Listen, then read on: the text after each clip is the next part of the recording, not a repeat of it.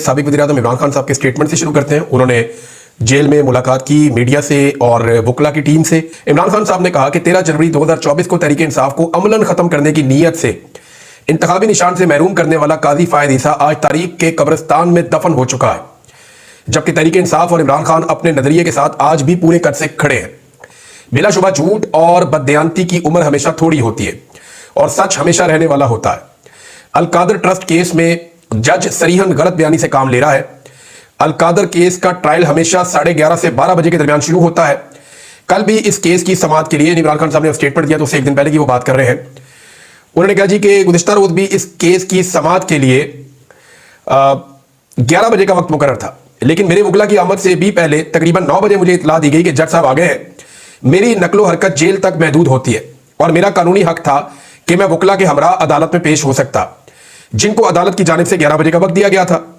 पहले 2 मुकदमात में जज अबुल हसनात और मोहम्मद बशीर मेरी गैर मौजूदगी में फैसला सुना चुके हैं। बिल्कुल इसी तरह इस केस का फैसला भी सुनाया जा सकता था, मगर मेरी अदम मौजूदगी का जवाब बनाकर फैसला मुअख्खर कर देना इंतहाई मज़ायका खेज और अदालती निज़ाम का मजाक उड़ाने के मुतरादिफ है। अब आप अंदाजा करें कि कैदी ये कह रहा है कि सजा क्यों नहीं सुनाई, आपको ये फैसला सुना देना चाहिए था। मेरी अदम मौजूदगी का बहाना ना बनाते, जज को फैसला सुना देना चाहिए था। निजाम आगे आगे भाग रहा है, जिनके पास फैसला है। जज साहब भी निकल लिए, पूरा निजाम आगे आगे भाग रहा है और इमरान खान साहब कह रहे हैं नहीं सुनाओ फैसला। मैं आता हूं या नहीं आता, फैसला सुनाओ। मुझे 11 बजे का वक्त दिया, मैंने अपने वकीलों के साथ आना था 11 बजे, ये मेरा कानूनी हक है, लेकिन अगर उससे पहले भी फैसला सुनाना है तो सुनाओ फैसला। तारीख का एक अजीबोगरीब कैदी है जो पूरे निजाम को चैलेंज कर रहा है। अब इमरान खान साहब कह रहे हैं कि अल-कादर ट्रस्ट केस का आगाज तब हुआ था जब हसन नवाज शरीफ ने 9 अरब रुपए की प्रॉपर्टी 18 अरब रुपए में मलिक रियाज की फैमिली को बेची और एनसीए ने मुश्तबा ट्रांजैक्शन पर कार्रवाई का आगाज कर दिया कि जनाब ये प्रॉपर्टी इतनी महंगी नहीं, इतनी महंगी क्यों बिक गई और ये ट्रांजैक्शन जो है मुश्तबा है, इसके ऊपर उन्होंने शक का इजहार किया, मशकूक। कार्रवाई का आगाज किया। एनसीए ने ही इनसे सवाल किया कि यह जायदाद दुगनी कीमत पर क्यों फरोख्त की गई। सबसे पहले तो नवाज शरीफ ने अपने बेटे का जवाब देकर कि ये 9 अरब रुपया इजाफी किस तरह इनके बेटे ने मलिक रियाज से हासिल किया। पहले तो नवाज शरीफ का बताए ना कि 9 अरब की प्रॉपर्टी को 18 अरब में मलिक रियाज को कैसे बेचा। जहां तक हमारे दौर में काबीना की इस हवाले से जिम्मेदारी का ताल्लुक है, वैसे अगर ये मामला ऐसे है तो इस मामले को ऐसे उठाना चाहिए था इमरान खान साहब के अपने दौर में। यानी इस मामले को जरूर उठाना चाहिए था कि जनाब ये कैसे हो गया कि नवाज शरीफ के बेटे ने अपनी प्रॉपर्टी, वैसे पीटीआई वाले उस दौर में कहते थे, मैंने ये स्टेटमेंट तो सुने थे, लेकिन ये मामला इतना ज्यादा उठा नहीं उस दौर में। वैसे भी शरीफ खानदान के खिलाफ जो मामला होते हैं वो ज्यादा उठते नहीं है। जहां तक हमारे दौर में काबीना की इस हवाले से जिम्मेदारी का ताल्लुक है तो ये रकम बराह रास्त एनसीए ने मलिक रियाज फैमिली के जरिए पाकिस्तान मुंतकिल की थी और हमारा फर्ज सिर्फ मख्फी रखने की हद तक जो उनका मुआहदा था उसको बरकरार रखना था। यानी जो एक खुफिया मुआहदा मलिक रियाज का और एनसीए का हुआ था, उस मुआहदे को अगर हम बरकरार रखते तो इस सूरत में ये पैसे हमें मिलते, अदरवाइज फिर हमें इसकी लिटिगेशन में जाना पड़ता। और हमने पाकिस्तान के फायदे के लिए मंजूरी दी क्योंकि इससे पहले एक साथ पाकिस्तान में इतनी रकम कभी वापस नहीं आई थी।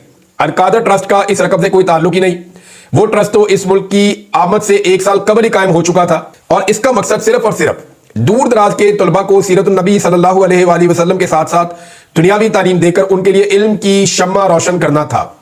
अल-कादर ट्रस्ट से मुझे या बुशरा बीबी को 1 रुपए का भी फायदा नहीं है। यह ट्रस्ट शौकत खानम और दिमल की तर्ज पर एक फलाही इदारा है। इसको अगर बंद भी कर दिया जाता है तो यह रकम उन अफराद को वापस जाएगी जो इसके डोनर हैं। मुझे इस रकम से कोई फायदा है ना नुकसान है। मैं वादे कर दूं कि मैं किसी किस्म की कोई डील नहीं करूंगा, चाहे ये जो भी हरबे इस्तेमाल कर ले। मैं कोई नवाज शरीफ नहीं हूं जिसने अपने अरबों के करप्शन के केसेस माफ करवाने हैं। मेरा जीना मरना पाकिस्तान में ही है और मैं अपनी कौम के लिए हमेशा खड़ा रहूंगा। पाकिस्तान में सियासी कैदियों से बदतरीन सलूक जारी है। मिलिट्री तहवील में हमारे कारकुनान को सख्त ज़हनी और जिस्मानी तशद्दुद का निशाना बनाया गया। मेरे साथ भी बदतरीन सलूक किया गया। समी वजीर समेत दीगर कई कारकुनान पर बहीमाना तशद्दुद किया गया। हम इंसानी हकूक की तंजीमों से मुतालबा करते हैं कि पाकिस्तान में होने वाले इस कानून और इंसानी हकूक की पामाली पर एक्शन ले।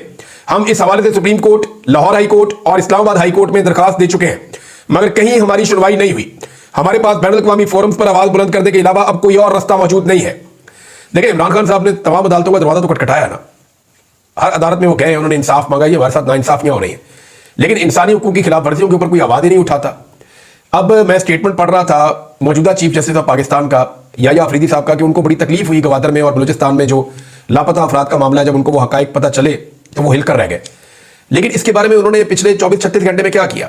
क्या उन्होंने लापता अफराद के हवाले से कोई एक्टिविटी की? क्या उन्होंने कोई सो मोटो नोटिस लिया? क्या उन्होंने इदारों को बुलाकर पूछा या उन्होंने लापता अफराद की बाजियाबी के लिए कोई कदम उठाया? कुछ भी नहीं किया। हत्ता कि उनके अपने वकील लापता होते रहे, उनके बारे में वो कुछ नहीं कर सके। लाहौर से एक वकील लापता हो गए थे, ये हसन न्याजी भी एक वकील है, फिर जो इंतजार पंजूथा के साथ हुआ उसके ऊपर भी कुछ नहीं किया, सहाफी लापता हुए, शायर लापता हुए, बहुत सारे बलोच हमारे पाकिस्तानी भाई वो लापता है, बहुत सारे कबायली हैं वो लापता है, कश्मीरी हैं वो लापता है।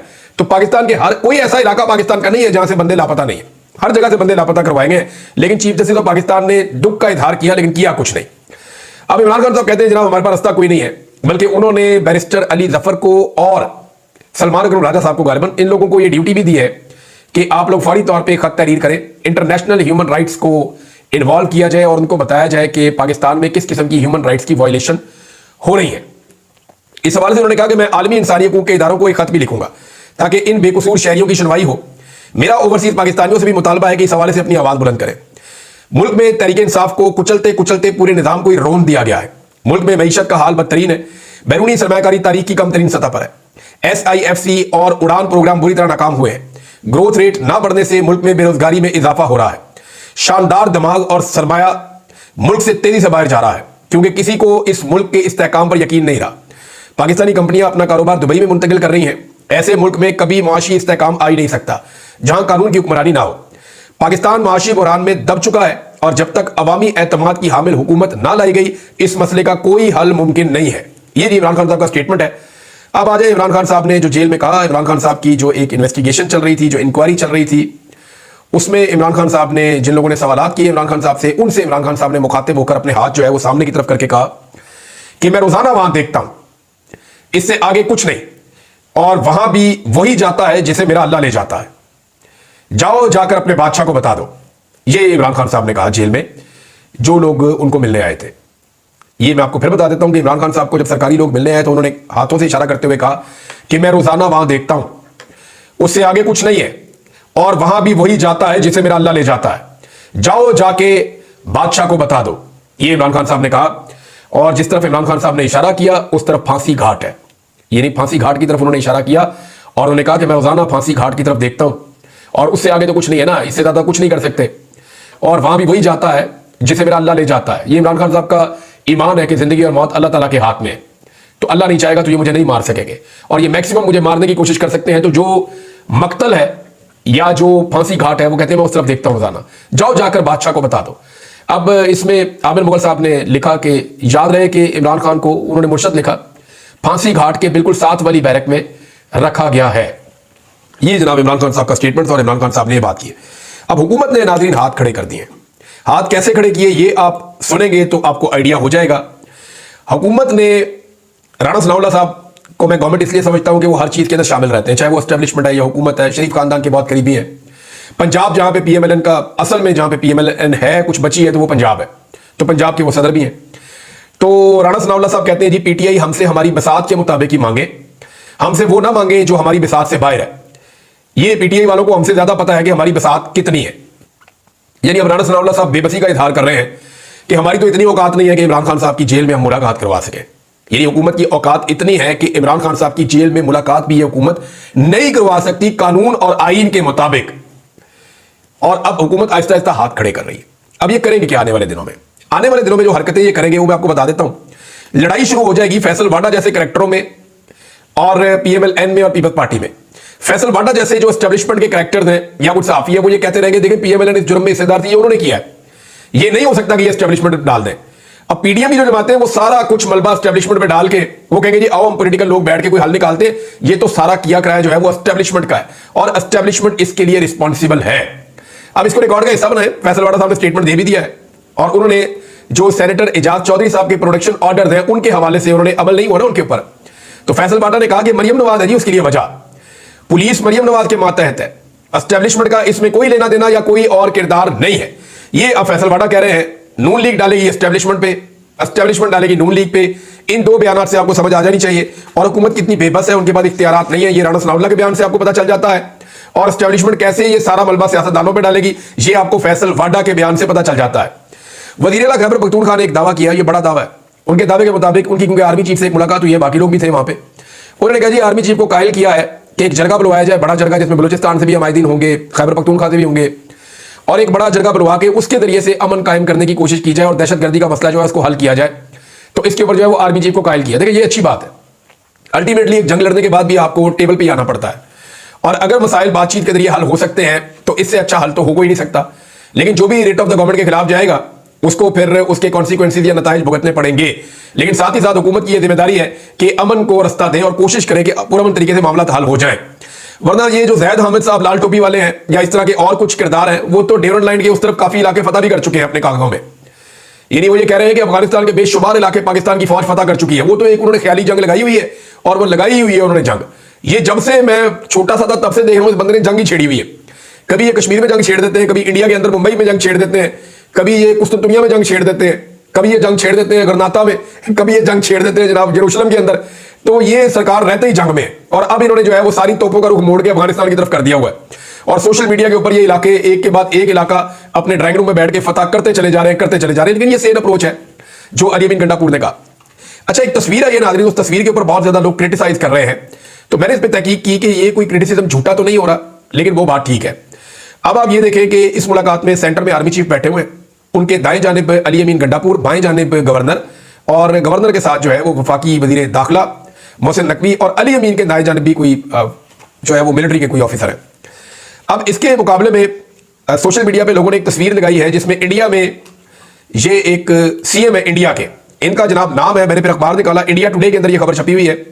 मणिपुर के जो वो चीफ मिनिस्टर हैं एन बायरन सिंह, इनकी जो तस्वीर लगी हुई है आर्मी चीफ के साथ मुलाकात में, उसमें जो सेंट्रल वाली चेयर है उसके ऊपर सीएम साहब बैठे हुए हैं और दोनों तरफ जो है वो फौजी बैठे हुए हैं। वो इस तरह मुलाकात कर रहे हैं, यानी मेन जो चेयर है, जो प्रोटोकॉल है, वो उन्हें मिल रहा है। मैंने एक और भी तस्वीर देखी, यहां पे ये इंडिया के वजीर दिफा है, उनकी मुलाकात हो रही है इंडिया के आर्मी चीफ के साथ। तो ये राजनाथ सिंह है जी, इंडिया का वजीर दिफा। अब आप देखें कि टेबल के सेंटर में राजनाथ सिंह बैठा है और उसके दाएं बाएं जो है वो आर्मी चीफ, और आर्मी चीफ का जो सेकंड है वो भी, और लेफ्टिनेंट जनरल्स और vice chief of the army staff, तो ये सारे लोग बैठे हुए हैं।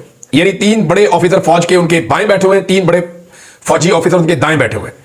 तो ये एक वजीर दिफा की कैसे जरूरत हो गई कि इतने बड़े मुल्क का आर्मी चीफ, उसकी फौज भी बहुत बड़ी है, उसके हथियार भी बहुत तगड़े हैं, उसका बजट भी बहुत बड़ा है, वो एटमी कुव्वत का मालिक है, इतने बड़े मुल्क की इतनी बड़ी और तगड़ी फौज का आर्मी चीफ, वो वजीर दिफा को मेन चेयर पे बिठा के खुद साइड पे कैसे बैठ सकता है? तो ये इंडिया के अंदर ये कल्चर है। और हम इंडिया के साथ अपने आप को अगर कंपेयर करें तो पाकिस्तान में आर्मी चीफ का लोग यहां पे लिख रहे हैं जगह जगह पे कि इनका 22वां ग्रेड है। तो 22वें ग्रेड का ऑफिसर कैसे चेयर कर सकता है या सेंटर में बैठ सकता है अवामी मुंतखब नुमाइंदे की मौजूदगी में? तो यहां पे प्रोटोकॉल के तौर पर कहा जा रहा है कि वजीर आला को सेंटर में बैठना चाहिए था और आर्मी चीफ को साइड पे बैठना चाहिए था। और अगर यह सिलसिला शुरू हो गया तो इसका मतलब है पाकिस्तान में सिविलियन सुपरमेसी आ जाएगी और फिर पाकिस्तान जो है वो एक हकीकी जमहूरी मुल्क कहलाने के लायक होगा और पाकिस्तान आगे बढ़ सकेगा। ये वो प्रोटोकॉल्स हैं जिनको पूरी दुनिया में फॉलो किया जाता है, लेकिन पाकिस्तान में यहां पे ये समझा जाता है कि आर्मी चीफ जो है वो सबसे बड़े। यहां पे इस मुल्क में तो लोग जो है वो ये भी कहते हैं कि आर्मी चीफ जो है वो कौम का बाप होता है। ऐसी बातें लोगों ने की हुई है। और कोई लोग कहते हैं बाप होता है, कोई कहता है कुछ होता है, कोई कुछ होता है। लोग अपनी अपनी राय है उनकी। आर्मी चीफ ही होता है और ये एक सरकारी नौकरी है। और जब ये ओहदा खत्म हो जाता है तो दूसरा आर्मी चीफ आ जाता है, तो बार बार बाप बदला तो नहीं जा सकता ना। तो ये लोगों की अपनी अपनी राय है, उसके ऊपर आप कुछ कह नहीं सकते। लेकिन ये प्रोटोकॉल्स हैं कुछ, इंडिया में ये प्रोटोकॉल मुख्तलिफ है, पाकिस्तान में ये प्रोटोकॉल अलग तरीके के हैं। तो इसी डिफरेंस को लेकर लोग एतराज कर रहे थे। अच्छा नाज़रीन, एक और चीज है, सोशल मीडिया पे पाकिस्तान तहरीक इंसाफ की एक ट्रांसमिशन चली है जिसमें शेख वकास अकरम साहब थे और सलमान अकरम राजा साहब थे।